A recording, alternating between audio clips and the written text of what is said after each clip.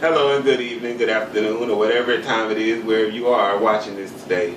My name is Matthew Carter with A Real Desire, and we are here with Danielle Walker.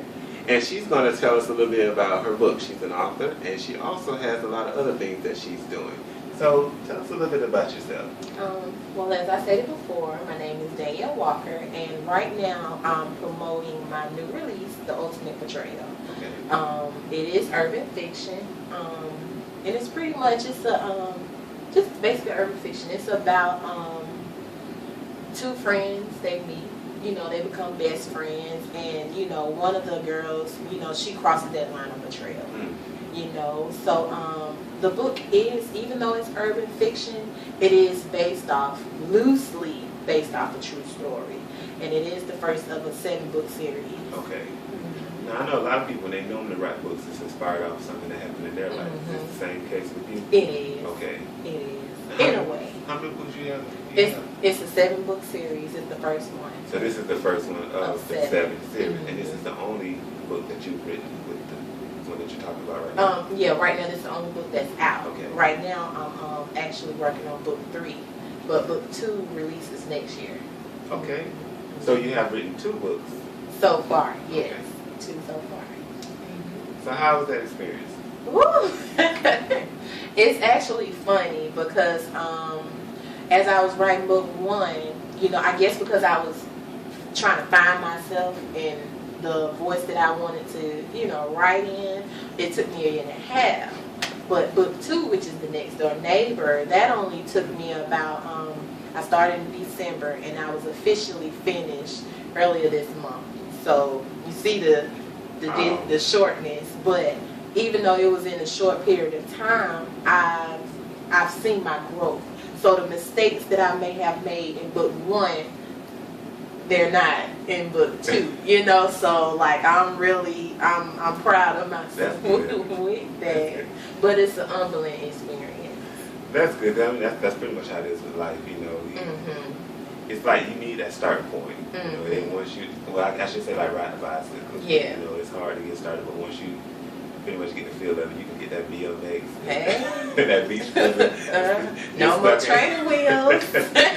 You want a mountain bike now. Shifting gears. Hey. But I'm very eager and interested in very much so reading the book. I know I used to read a lot, and I stopped. I don't know what it was. It's kind of one of those things. I guess you get a blockage. But I'm noticing I'm having a lot of friends who either have a book or are just interested in writing. Yeah, and if not books, poetry. So it's one of those things you have no choice, because these people, your friends, you kind of want to support them. You don't read their book and they ask you how did you like it. Yeah, I'm not trying to be like the TV shows. Trying to come up with a lie and then they ask you what happened and you can't tell. Yeah. Look, trust me, I've had that happen with a couple of family members. So yeah, Hannibal all over with. Ain't trying to be Caroline. You said Caroline. I ain't Caroline. Oh my God. Yeah, back to the Porter guys. Because I would be stuck in the TV. You hear me? No. And I ain't talking about the TV with the Porter guy style. I'm talking about the TV because somebody's going to probably bash across my head. You know what I'm saying? I'm just trying to tell you. So how long is it? Well, book 1 is about, I want to say 13 chapters. About 13 chapters. So it's like it's 203 pages, I remember. It's 203 pages. Wow. It's a nice little size for a start. That's very good, because a lot of people that I know, they normally write their first book is about 46, 60 pages. Trust me. Wow. To get, that amount of pages and to actually just, you have to put yourself in that character's shoes. Right. Like, even though you're the writer, you have to become every character, whether it's male, female, even down to the dog, what the dog doing. You have to become that character in order to portray, to write and portray what they're doing in that moment. So if you can't put yourself in that position, take yourself out and become that character and take on their personality, you can't write. that many pages in it and then to be able to keep someone's interest. So you're doing a novel series. That's more than just a book. That's a novel series. Hey, whatever comes, I'm ready for it. You might be the next thing. I mean, I'm serious because the more you're saying about what you're doing, it's like I'm seeing more than just the books. I'm seeing the movies. I'm seeing a lot of stuff coming from that. I've heard that a lot, but through the process, I just try to remain humble, and I constantly ask God to keep me humble and just give me the direction. You know what I'm saying? For Him to take over. Don't let me, because you can get so excited, and you want to jump out there and do so much, but it's just one you. You know what I'm saying? You got to take on one project at a time. Well, you're not going to be the one that's actually going to make the movie. People are going to come to you and propose to make a movie. High five! They're going to come to you and propose to make a movie. Trust and believe. Because someone was saying something about how someone did that with the lady who wrote the Harry Potter series. They're going to do that with your book. Because they're going to see, how can I say this?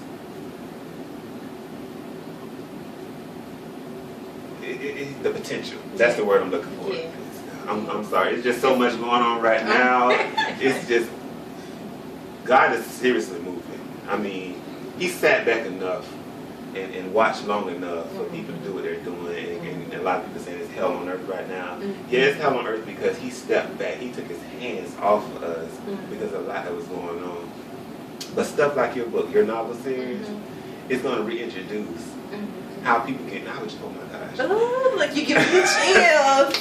I was just saying this to somebody else, and you are a perfect example of that. How God is going to introduce Himself to show us that He can be a part of your life and what you want to do. Just because you follow Him, don't mean you have to give up everything. So He's showing us, and you're going to be one of those people He's going to start showing. I don't know if you realize, like Son of God, it's been a lot of movies lately that are very biblical.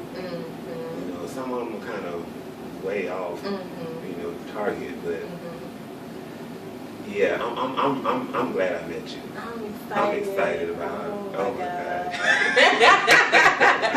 So what else are you doing? I mean, other than the books, what else you got? Outside of the book and the publishing, I want to give myself like another maybe 2 years. Once I get my foundation stable, I would like to start working on my nonprofit. Okay, what is that about? Well, my nonprofit is geared towards helping individuals who just need that second chance to actually get that second chance.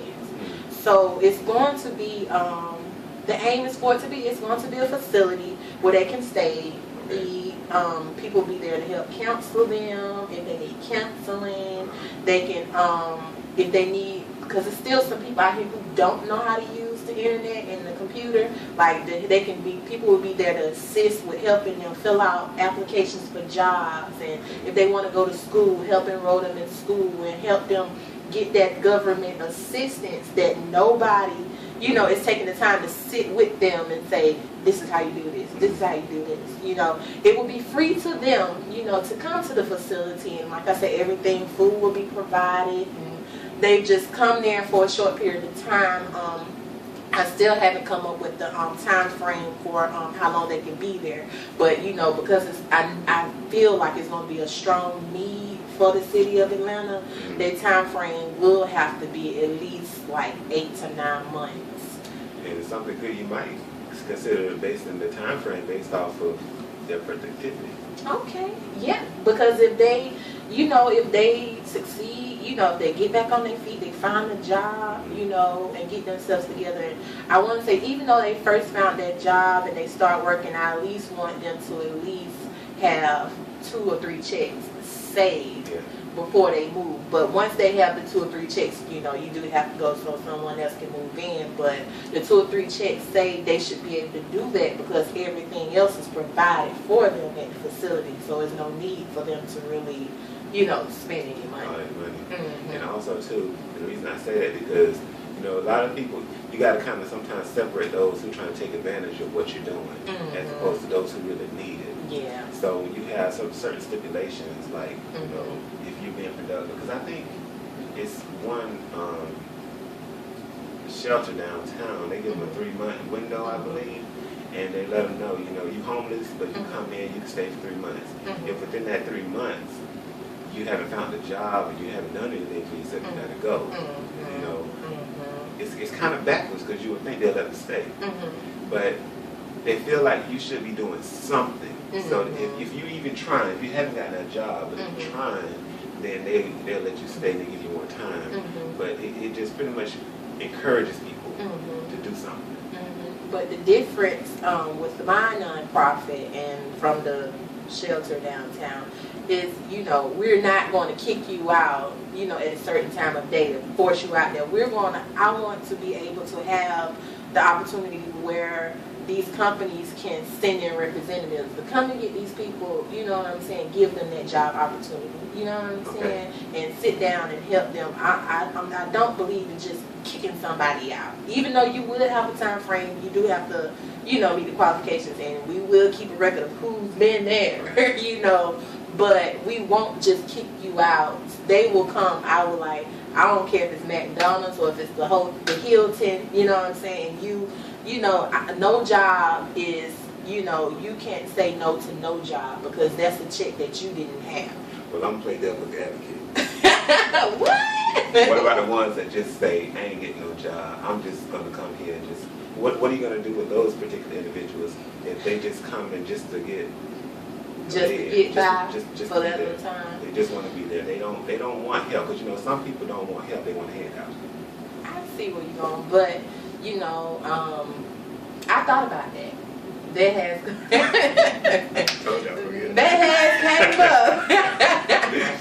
has came up several times, but you know, I'm going to continue to trust God that He will deal with the people before they come.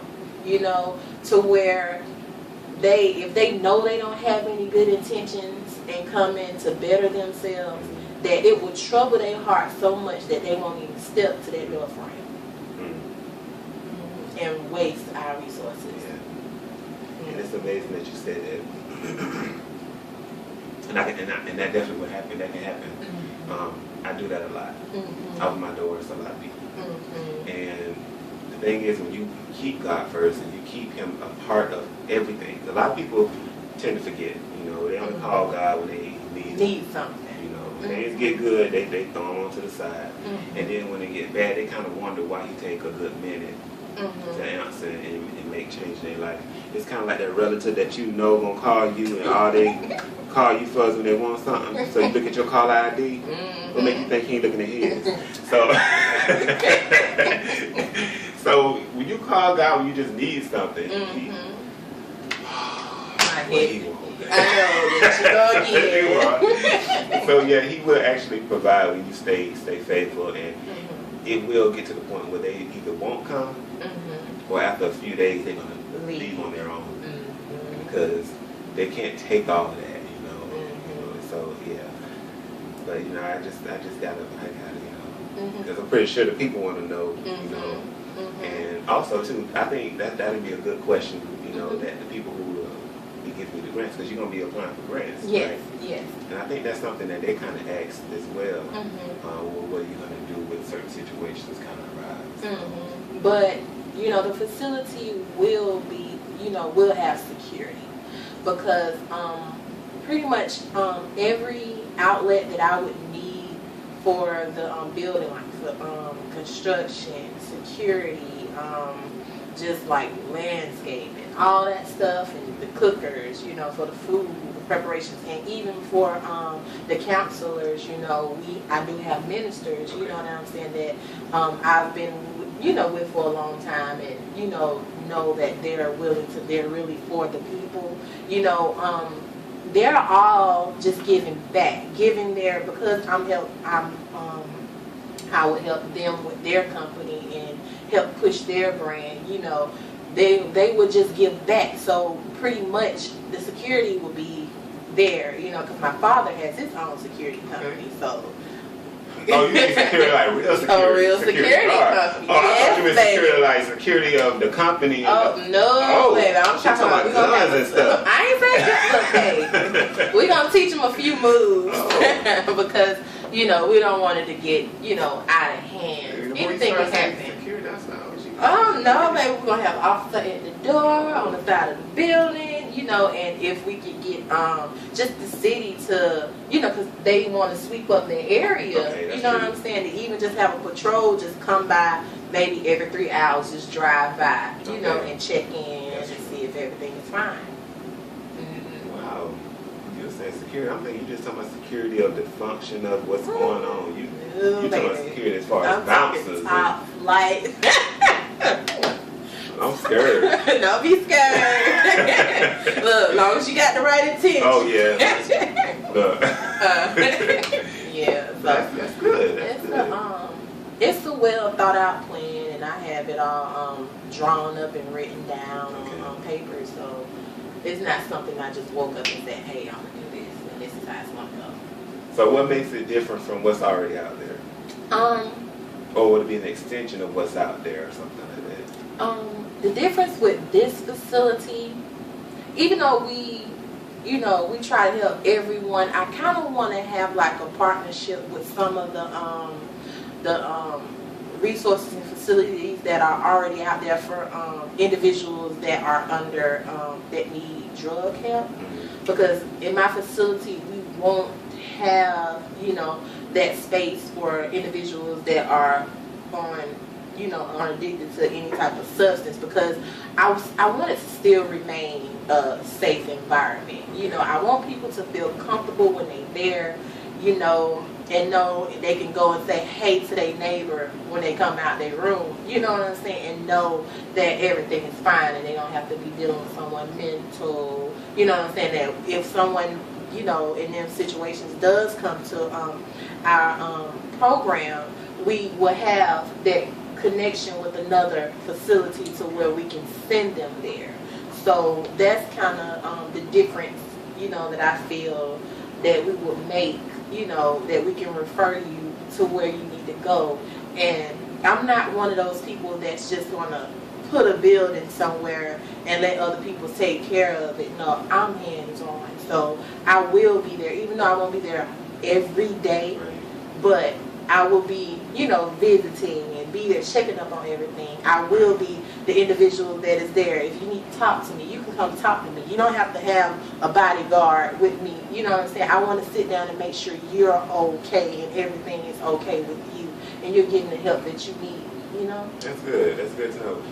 I can understand when you're saying you can't be there every day, because it will kind of be hard to be at one building every day when you got multiple locations. Things going on. Not things going on, but multiple locations. Hey now, look. Hey. And something like that is something you actually invest into to end up multiplying. So you're going to have a location in different cities. So you can't just stay in one city when you're growing. You grow. But that's good. That's good to have. So it's like family oriented, love is involved. It's as you say, you're not trying to have that wall, between you and the people there. You want them to feel wanted, feel loved, and that's a lot of times is what people are actually lacking. That's why they end up in a lot of situations, or I should say circumstances, or just opportunities that they're in, because it's that one key element of love, or how to love. It's pretty much missing, that neglect, and people just kind of give up, for whatever reason. So that's something your book is bringing. Yes, my book is like I said, my foundation. With the proceeds that I make from the book, I put it back into the company. Because because I have so much that I want to accomplish and so much that I want to do, and not having investors and not having people that just, coming in and saying, hey, I want to help you with that, or even if you just want me to run down the street and pass out a flyer, you know what I'm saying? Like, right now, it's just a one-woman show with the help of God, too. You know what I'm saying? It's just us two right now, so...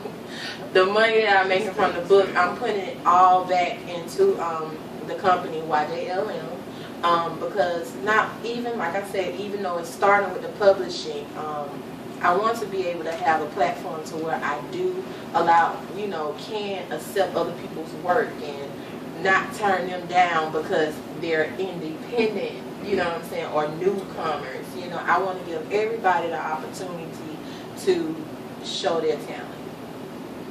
And that's good.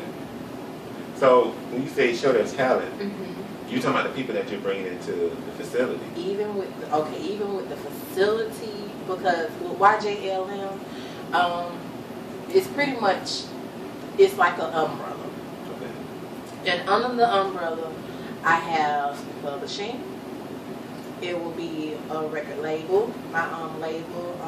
I started that last year, the idea, the concept, and networking to get the people that I want in-house. So that's already together. So I was like, okay, I got the producer, the DJ, some of the artists. I have my photographer. I have, that's tight. That's ready. You know what I'm saying? They ready when I say let's go, it's gonna go. We ready. They ready. So, but the money is gonna come. That's my seat. Hey. I don't know if the chair biting me or. Little shorty be moving now. I be moving. You got a lot going on. Be moving. It's all about making the connection and showing them that you're genuine and that you're not trying to get anything from them. But not only, it's help me help you. Right. Basically. Because while I'm helping you, you're helping me. You see? So not only will you get, you know, where you want to be in life, but I'm getting where I want to be in life. And that'll bring clientele to you, and it'll bring clientele to me. Everybody's happy. So we seem to have a lot in common. That might be why we end up connecting. Yeah, instantly. Yeah. Because even the organization of Real Desire, it's in pretty much in everything. We are designed in every aspect. You only can get help by helping someone else. So if you're selfish, you're gonna fall out. You won't fit. Even with the agents, the model scouts, they get a certain percentage of whatever the model gets paid. The model has to give a certain percentage to the agency as well as their scouts. But at the end of the year, because they actually gave it and because the organization is nonprofit, they get it right back. So they're still getting 100%, but it forces them to give at that moment something to try to help with who's helping them. And that's what you're doing. Everybody, in order for you to be productive and to prosper, you have to give back to your nonprofit. And you're doing it yourself. And I can see why they have to do it, because you're setting the tone with the books that you write. With novels, I should say. I don't want to call them books. The novels. 200 and something pages, that's a novel. A book is 46 pages, 75, less than 100, I believe. That's a novel. Yeah. Yeah, I can't wait to read that. I'm excited. Look, you gonna call me, yeah, oh my God. I'll be like, yep, that happened. Guess what? Y'all thought Scandal was something. When y'all read these books, huh? Yes, that's how it would be, right? Yes, because, look, I'm really excited because the Next Door Neighbor is book 2. You know, like I said, they're falling over into each other. So with book 2, I'm just so excited. Like, why you ain't that excited about book 1? Book 1 is good, but I did my thing. I'm so proud of book 2, you know, when it comes out next year, because book 2 is completely off imagination. Complete imagination, and I'm excited about that. You know what I'm saying? Like, I'm excited, and it starts, like I said, it starts with the kidnapping, and it ends with the high-speed chase, which is going to roll over into book 3. So that tells you between how it starts and how it ends, that middle, some serious, baby. And that's all imagination. And so book 1 actually opened up your imagination perspective. That's and then so you do book 3. Yes, I'm working on that now. On chapter 2. Oh, look, you got me giving the chills again. Wow.